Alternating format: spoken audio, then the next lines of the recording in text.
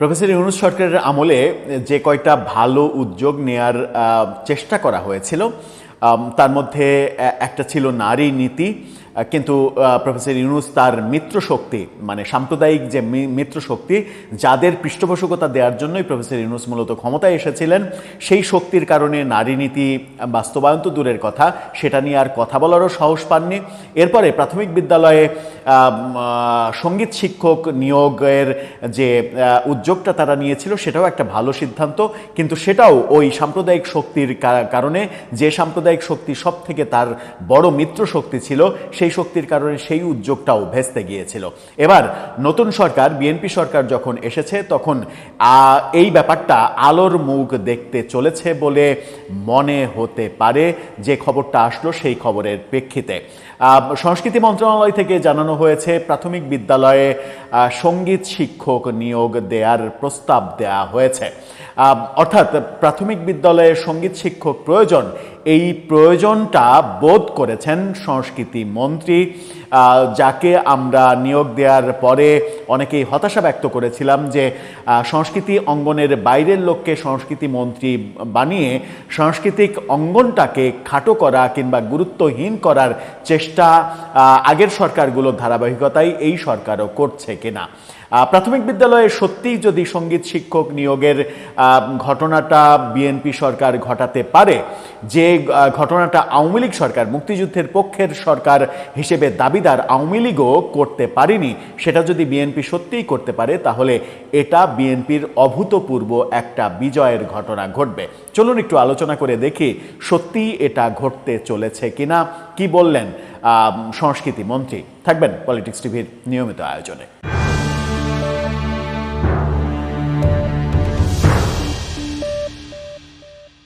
দর্শক, বলছিলাম প্রাথমিক বিদ্যালয়ে সঙ্গীত শিক্ষক নিয়োগের ব্যাপারটা, সেই ব্যাপারটা আলোচনার আগে একটা মানবিক ব্যাপার নিয়ে আপনাদেরকে বলি।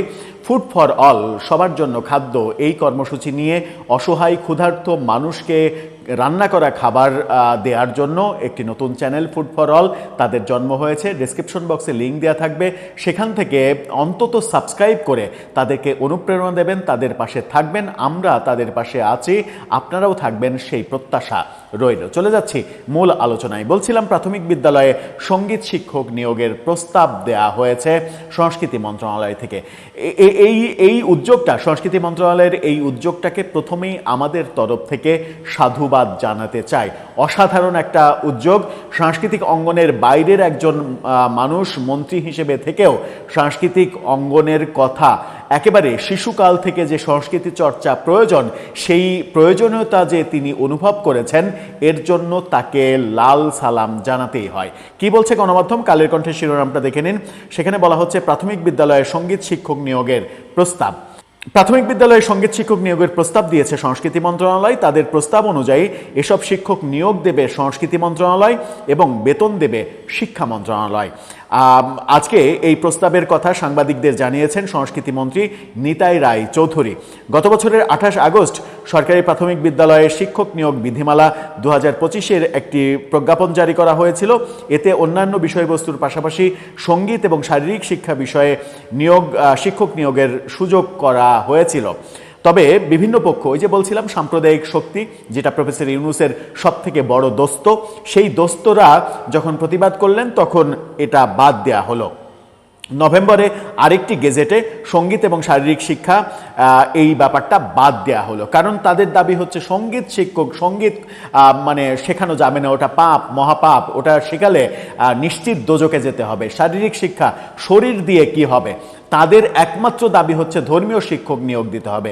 ধর্মীয় শিক্ষক নিয়োগ দেওয়ার ব্যাপারে কেউ তো দ্বিমত করেনি, তাহলে সঙ্গীত শিক্ষক নিয়োগ দেওয়ার ব্যাপারে কিংবা শারীরিক শিক্ষক নিয়োগ দেওয়ার ব্যাপারে তাদের দ্বিমত কেন? তারা কি চায় না এই জাতির সন্তানরা, শিশুরা গড়ে উঠুক একটা সাংস্কৃতিক মনন নিয়ে, কিংবা সাংস্কৃতিক যে চর্চা, সেই চর্চার মাধ্যমে যেন পরবর্তীতে তাদের মানে জঙ্গি হয়ে যেতে না হয়, তাদেরকে যেন ভুল পথে, নেশার পথে যেতে না হয়, সাংস্কৃতিক চর্চার মাধ্যমে নিজেকে তৈরি করতে পারে যেন, এবং হাজার বছরের সাংস্কৃতিক যে ঐতিহ্য বাংলাদেশের বাঙালির, সেই ঐতিহ্যটা যেন আমরা চর্চার মাধ্যমে লালন করতে পারি, ধারণ করতে পারি। কিন্তু এর বিপক্ষে যারা দাঁড়িয়েছেন তারা বাংলাদেশটাকে কি হিসেবে দাঁড় করাতে চান, আফগানিস্তানের মতো তৈরি করতে চান নিশ্চয়, সেই কারণেই এই বিরোধিতা। নিতাই রায়চৌধুরী যে সিদ্ধান্তটা নিয়েছেন সেই সিদ্ধান্তটাকে আবারও সাধুবাদ জানাচ্ছি আমরা। সংস্কৃতিমন্ত্রী তিনি বলেছেন প্রাথমিকে সঙ্গীত শিক্ষক নিয়োগে শিক্ষা মন্ত্রণালয়কে প্রস্তাব দিয়েছে সংস্কৃতি মন্ত্রণালয়। প্রস্তাবে বলা হয়েছে সঙ্গীত শিক্ষক নির্বাচিত করবে সংস্কৃতি মন্ত্রণালয় আর বেতন ভাতা দেবে শিক্ষা মন্ত্রণালয়।